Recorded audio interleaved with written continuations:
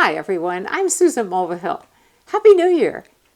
You know, there's not a whole lot going on out in the garden these days. The ground is frozen and we really don't have much snow at all, but there's just really not much to do. However, there are a lot of fun things that we can do indoors so that we can still pursue our passion for gardening. Growing houseplants is a great way to do a little indoor gardening. And one of the things that's awesome about them is that they purify our indoor air. And certainly during the winter when everything's all closed up, we need all the help we can get. Now, did you know that houseplants are resting during the winter? This means you do not want to give them any fertilizer. You really just want to keep them watered on a regular basis. The other thing is that with lower levels of sunlight, you might need to relocate some of your more sun-loving houseplants to a lighter window. But you need to keep an eye on them and make sure that they're not getting too cold by being close to a window and that they're not in any drafts. Now, one thing that I enjoy doing is taking cuttings from some plants. And I suppose when the plants are a little more actively growing, that's the best time to do it, but it still works during the winter. Now I'm noticing that on this pothos plant, which is super easy to grow, I've got this big bare stem here and I don't like that. So I'm going to trim it off at the base and then I'm going to take some cuttings from this plant and root them and pot them up. All you do is, if you have a cutting, let's say here, you would just strip off a couple of the lowest leaves, put the cutting into water, and once they have roots that are about 1.5 inches to 2 inches long, you can pot them up into potting soil. And then I've got brand new plants without having spent a cent. Now here's a couple of pothos cuttings that I took about 3 weeks ago and they are doing great. Look at this one, it's got a pretty good sized root already. And this one has 3 roots that are emerging from the lower part of the stem. So this one could technically be potted up now, but I'm going to let this one catch up to it before I do that. So I'll just put them back in the water. I do have 4 or 5 other cuttings, so I should have some really nice plants without having to spend any money. It's a great way to stretch your gardening dollar. Another bit of indoor gardening I do is to check on the geraniums or pelargoniums that I overwinter. And if you saw my video in the fall, you know that I take the plants, I trim off all of the flowers and buds, at least most of the time, and I remove the soil from the roots. Then I put them into cardboard boxes. Well, if you look at this, it looks dead as can be, doesn't it? I mean, the leaves are totally dry and brittle. And guess what? That is absolutely normal. It is so easy to overwinter them in this manner. So I'm checking on them once a month to make sure there's no rotting or any kind of mold going on, because that would not be good. Now you can see I missed one flower bud because this guy has decided it's going to bloom in the box with no water or light after being in here for about 3 months. That is amazing. I also overwinter canna lily bulbs, so once a month I'm checking on them to make sure that they're doing okay. Now, just like with the geraniums or pelargoniums, this looks dead as a doornail, doesn't it? And what I have done to overwinter them is I knock the soil off of the roots with a hose, and I trim the plants back to about 6 inches in height. I let them dry a little bit, and then I put them into a box and move them down into our cool basement where it's nice and dark. You would think there's no way that this is going to come back to life, and even the ones that look dead as can be still come back to life. And I'm looking at this one, and here's a little sprout. That's just amazing. So this is a great way to save money. And my winter chore is to check on them once a month just to make sure there's no rot or mold going on. But yep, they're just dry and they look awful, but they will come back to life in the spring. Now there's one exception to the way I overwinter geraniums or pelargoniums. And I keep saying pelargoniums because that is technically what the annual geraniums are, just so you know. But If you saw my video on how to overwinter geraniums in the fall, you know that I mentioned having problems overwintering ivy geraniums, and it's been really frustrating.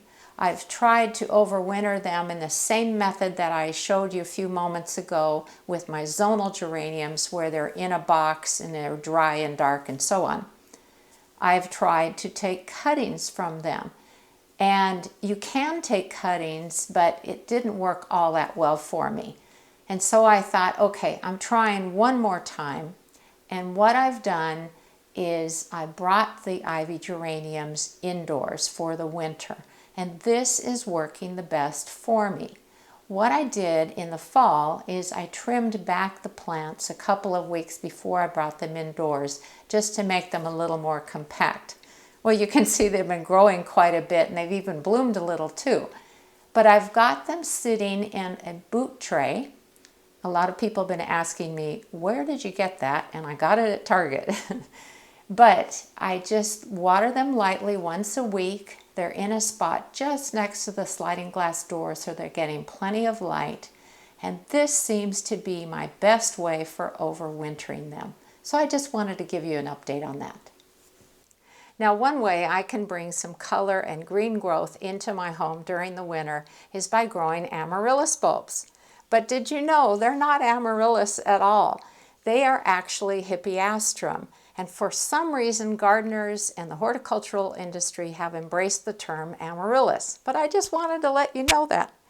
So these bulbs are awesome, no matter what you call them. They're very easy to grow.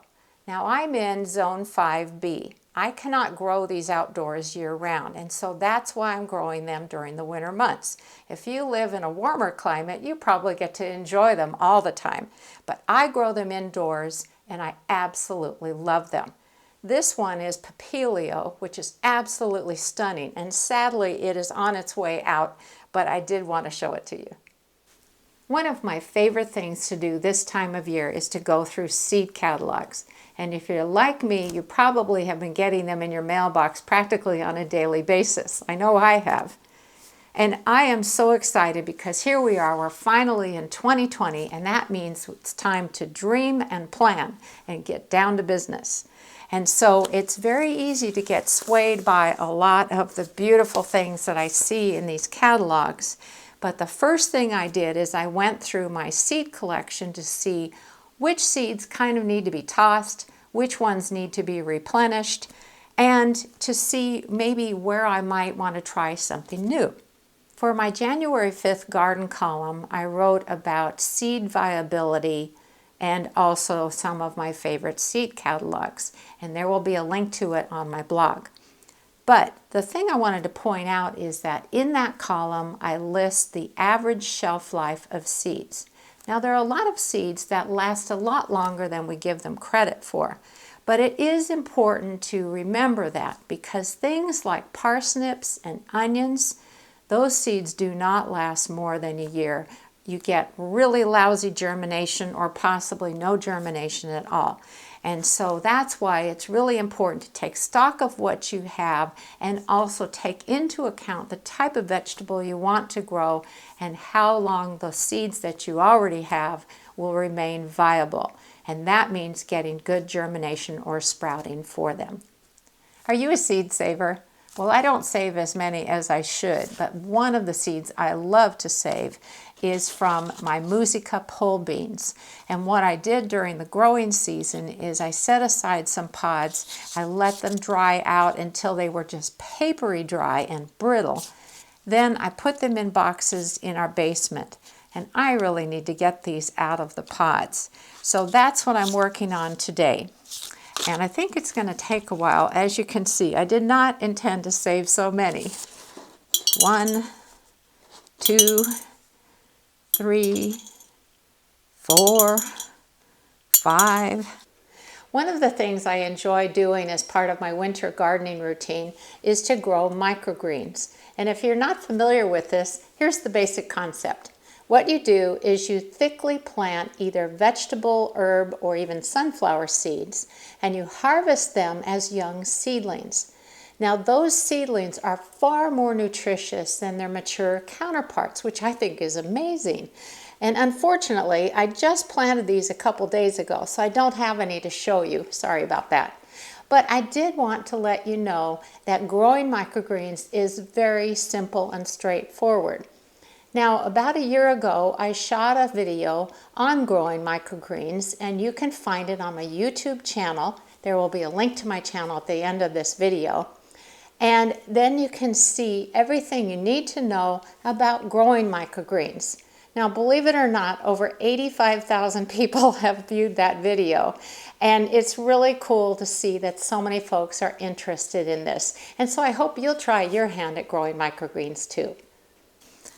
164, 165, 166. Oh, you're back. Well, I hope you enjoyed this video. I think this is going to take me a while. Oh my word. Happy gardening.